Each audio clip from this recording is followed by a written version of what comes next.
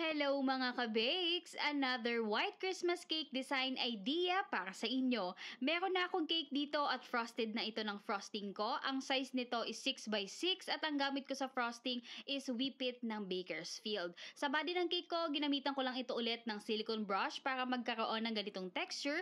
At meron akong ginamit na brush dito at gumuhit ako ng hugis triangle. Dahil ito yung magiging marka at palatandaan pag nagpipe na tayo nitong white frosting natin. At yung pinapipe natin dito ay white Christmas tree. At dito ako nagsimula mag-pipe sa pinakababa natin kasi ang mangyayari dito ay parang magiging layer by layer hanggang makabuo na tayo ng patriangle or hugis Christmas tree. So yung pinakadulo niyan is parang patabingi, tapos yung pinakagitna natin ay pa-straight na siya. So yung gilid at gilid lang yung patabingi para makahubog tayo ng hugis triangle. At kapag magpa-pipe kayo nitong white frosting natin dito sa ating white Christmas tree, ay tignan yung mabuti kung okay lang ba siya, pasok pa rin doon sa ating minarkahan na patriangle, at tignan nyo kung naghugis Christmas tree na ba ito. Kailangan ganito yung hubog niya, talagang patriangle siya. At dahil nga ito ay Christmas tree, maglalagay din tayo dito ng ornaments natin at gamit itong edible gold rajays and white pearls. Iba't ibang sizes yung nilagay ko dito at kinalat ko na lang dito sa pinape natin na white Christmas tree. White and gold rajays nga yung nilagay ko kasi tingin ko kahit simple lang siya, mas magiging elegante siya tignan kapag nilagyan ko ng white pearls and gold rajays.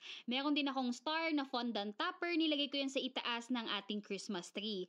At itong white color na non-parallel confetti sprinkles ay nilagay ko naman dito sa side ng cake ko, kung saan parang meron tayong texture na binrush ng silicone brush ay dun ko lang in-sprinkle itong ating color white na non-parallel confetti sprinkles. At doon sa ating pinipe na Christmas tree ay nagdagdag ako ng white pearls na 2mm ang size at 2mm na gold rajays para magmukha lang siyang madaming ornaments, kunwari merong maliit at meron ding malaki. At ito na mga ka-bakes ang naging outcome ng ating white Christmas tree. Napakasimple lang nito mga ka-bakes, pero tignan nyo naman yung naging outcome.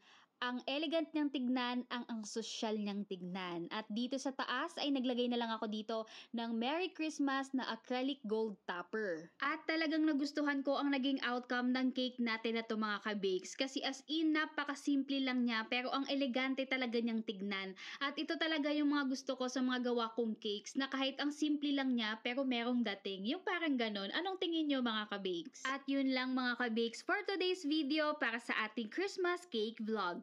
And for more cake decorating videos, tutorial, tips, and recipes, ay i-follow nyo lamang ako dito sa aking Facebook page, YouTube channel, at sa aking TikTok account. At mga ka-bakes, especially sa ating mga beginner home bakers na nanonood ngayon, kung meron kayong gustong i-request, ay i-comment nyo lang yan dito sa comment section. At yun lang mga ka-bakes!